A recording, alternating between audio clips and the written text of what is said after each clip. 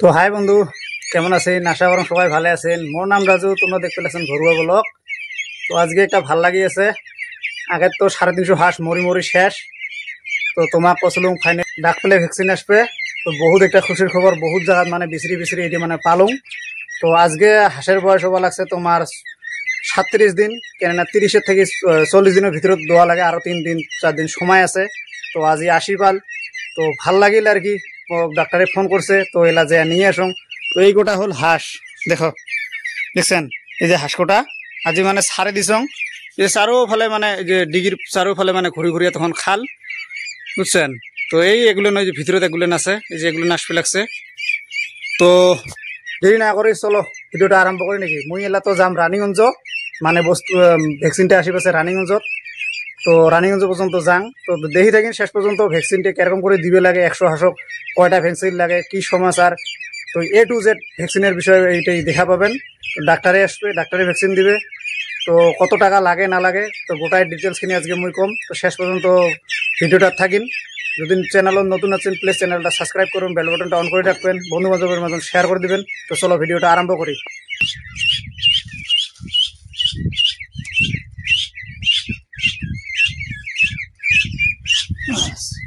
খুলছি না, এটা পরে পাবলিকও জানা হবো, আমারও কিছু শিকার হবো, কিছু হবে।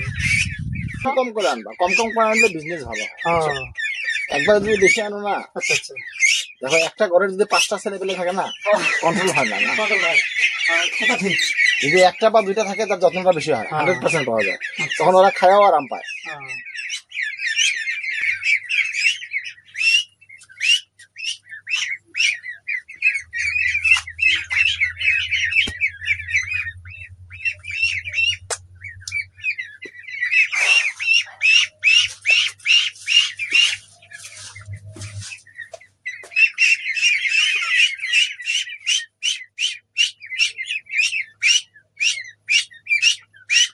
বানাইছে এইকেইটাৰ মাজতো গ্ৰুপ কৰি দিব পাৰা খোৱাটো, তেনেকৈ বাঢ়ি যাব আৰু বাঢ়িব না। 4টা ভাগ কৰি দিবা, 25টা কৈ। তেতিয়াহ'লে বস্তুবিলাক মানে একেলগে চব কৰা হয়। ইয়াত যিকেইটা সৰু আছে এইকেইটা খাব নাপায়, নাপায় হয়, সৰু থাকি যায় তাৰমানে। একেলগে চব কেইটা এটা 350 হাঁহ মুৰ্গীৰ বেমাৰ হ'লে বচাব নোৱাৰি, কিন্তু বেমাৰ হোৱাৰ আগত প্ৰতিষেধক কৰিব লাগে, ইমিউনিটি ডেভেলপমেণ্টটো কৰি ল'ব লাগে।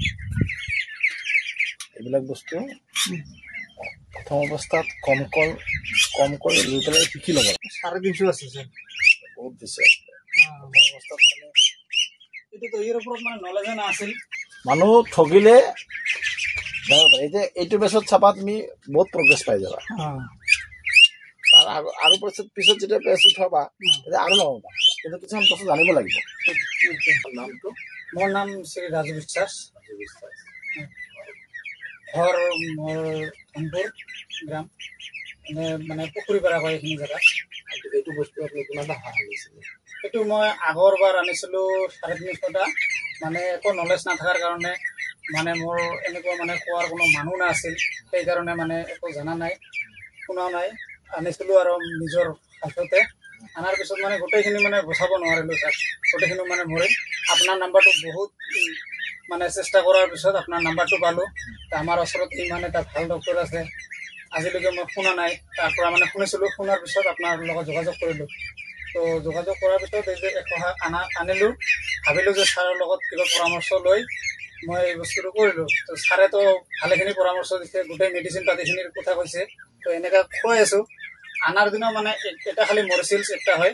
তাৰপিছৰ পৰা আজিলৈকে মানে এটাও মৰা নাই। আগৰ যেনেকৈ গোটেইখিনি মৰি আছিল, দিনটো মানে খাই থাকে, ৰাতি মানে অট'মেটিক মৰি থাকে। তো আজি পৰ্যন্ত মানে একো হোৱা নাই। ভগৱান, যিটো মই ইয়াত যিটো ভেকচিন দিব লগা হ'ল, মই ডাক্তৰৰ ভেকচিনটো দি দিলোঁ। এতিয়া আমি যিখিনি কথা আপোনাক কৈ থাকোঁ, সেইখিনি বস্তুখিনি সদায় কি কৰিব, আপুনি গ্লুক'জ ফিডিংটো সদায় কৰি থাকিব লাগিব। আৰু এণ্টিবায়'টিক যিটো আছে সেইটো সপ্তাহত মানে মাহত 2বাৰকৈ খুৱাব লাগিব। প্ৰত্যেক 15 দিন মূৰে মূৰে 4 দিনকৈ খুৱাই দিব লাগিব, তাতকৈ বেছি খুৱাব নালাগে। আৰু আপুনি সদায় এইটো বেমাৰটো হৈছে কি, হাঁহ মুৰ্গীৰ বেমাৰটো এনেকুৱা হয়, তাৰ যেতিয়া বডি ইমিউনিটিটো কম হৈ যায়, তেতিয়া মৰি যায়। সেইকাৰণে আপুনি সদায় নজৰটো দিব লাগিব কেনেকুৱা ধৰণৰ হয়তো ৰাতিপুৱা আৰু গধূলি তাৰ মাজত যদি কোনো এটা ইনফেক্টেড হাঁহ থাকি যায় সেই থাকি যায় বেমাৰী হাঁহ এটা থাকি যায় তেতিয়া তাক মানে বেলেগকৈ এটা আছতীয়াকৈ এনেকুৱা এটা ৰুম বনাই পেলাই তাত থৈ দিব যেতিয়ালৈকে বেমাৰটো ভাল নহয় তেতিয়ালৈকে এইটো মিক্স নকৰিব তেতিয়াহ'লে আপুনি যিটো আগত লছ খাইছিল এতিয়া সেইটো লছ নাখাব এতিয়া ভাল হ'ব মোটামুটি এনে আমাৰ 5% মৰ্টেলিটি থাকে গতিকে এইটো আমি 5%ৰ পৰা 10% ধৰি ল'ব পাৰোঁ আপোনাৰ যদি 100টাৰ মাজত আমি 90টা বচাই দিব পাৰোঁ আশা কৰোঁ যদি আপুনি মোৰ কথা মানে কামবিলাক কৰি যায় তেতিয়াহ'লে বচাই দিব পাৰিব আৰু বাকী কিন্তু চালে হ'ব বেমাৰীটো বস্তু ইয়াত ৰাখিব নালাগিব আৰু পাৰিলে অলপ ডিভাইড কৰি 50টা কৰি বেলেগ বেলেগকৈ খোৱা তেতিয়াহ'লে আপুনি গোটেইখিনি বচাব পাৰিব